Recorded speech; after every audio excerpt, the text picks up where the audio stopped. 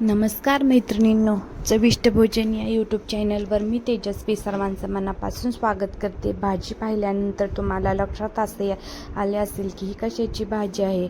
आज या ठिकाणी आपण शरीराला थंडावा देणारी अशी तोंड्याची भाजी पाहणार आहोत. अनेकांना तोंड वगैरे येतं ना, तोंड आल्यानंतर आता दवाखान्यात जाण्याची गरज नाही. तुम्ही ह्या भाजीचं जर सेवन आहारात करत असाल तर तुमचे तोंड येणार नाही. आता हे तोंडली मी स्वच्छ धुवून घेतली आहेत आणि आता ही तोंडली आपल्याला कट करून मी घेतलेली आहेत. आता ह्या तोंडल्याची भाजी आपण करणार आहे. रोगप्रतिकारक शक्ती वाढवण्याचे उत्तम स्रोत आहे, तसेच पचनक्रिया सुधारते. आता मी कढईमध्ये तेल गरम करायला ठेवलं आहे. तेल गरम झालं की सुरुवातीला आपल्याला याच्यामध्ये मोहरी टाकायची आहे. नंतर मी जिरे टाकली आहे. नंतर आपल्याला हळद टाकायची आहे आणि मी लसूण आहे तो ठेचून घेतला होता. त्याच्या अगोदर मी हा हिंग टाकलेला आहे आणि नंतर लसणाच्या पाकळ्या असा देशी लसूण आहे ठेचून घेतलेला आहे. या लसणाच्या कुड्या आपल्याला या तेलामध्ये टाकायचं आहे. खूप खमंग असा या भाजीचा वास येतो. लसणाची फोडणी दिल्यानंतर शरीराला थंडावा देण्यासाठी या तोंडल्याच्या भाजीचे अत्यंत गुणकारी असे फायदे आहेत. पचनक्रिया सुधारते. याच्यामध्ये कॅलरी कमी असते, त्याच्यामुळे वजन नियंत्रित राहण्यास आणि वजन कमी राहण्यास या भाजीचा अत्यंत महत्त्वाचा रोल आहे.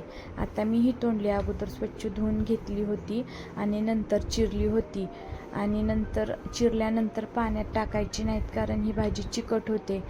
आणि सुरुवातीला स्वच्छ धुतल्यानंतर त्याचं पाणी नितळवायचं आहे आणि नंतर कट करायचे आहेत आणि नंतर या फोडणीमध्ये कट केलेली तोंडली मी टाकलेली आहेत. आता हे व्यवस्थित असं कढईमध्ये तोंडली परतून घ्यायची आहेत. तुम्हाला जर उन्हाळ्यात उष्णतेचा त्रास असा होत असेल तर तुम्ही आठवड्यातून एकदा या भाजीचे सेवन करणं गरजेचं आहे. आता मी चवीनुसार अर्धा चमचा मीठ टाकलेला आहे. उन्हाळ्यामध्ये ही भाजी खाल्ल्याने अत्यंत गुणकारी असे फायदे आपल्याला होतात. नंतर मी शेंगदाण्याचा कूट टाकला आहे.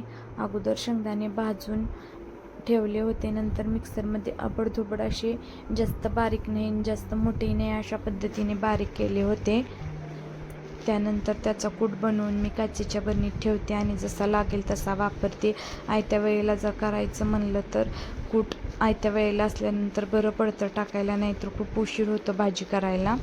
मी कूट अगोदर बनवून ठेवलं होतं. थोडंसं पाण्याचा शिंतोडा द्यायचा आहे, कारण आपण ही पाण्यात धुतली, म्हणजे कट केल्यानंतर पाण्यामध्ये ही धुतली नव्हती, अगोदरच धुवून ठेवली होती. कारण आवश्यक पोषक घटक आहेत ते कट केल्यानंतर जर भाजी धुतली तर निघून जातात. थोडंसं उलथण्याने आपल्याला परतून घ्यायचे आहे.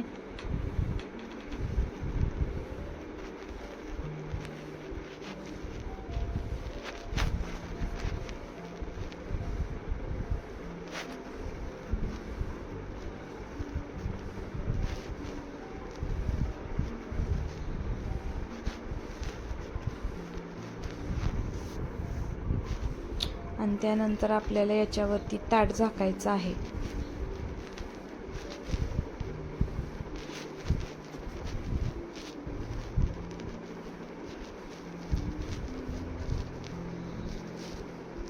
ताट झाकल्यामुळे काय होतं, या भाजीमध्ये वाफ राहिली जाते आणि भाजी खाताना कचकच होत नाही. व्यवस्थित अशा ह्याच्या फोडी वाफेवरती शिजल्या जातात. खूप छान असा सुगंध या तोंडल्याच्या भाजीचा येतो. तुमचं अजिबात सुद्धा तोंड येणार नाही तुम्ही याचं आठवड्यातून एकदा सेवन केलं तर. आता ही भाजी झालेली आहे. मी एका वाटीमध्ये सर्व करून दाखवते.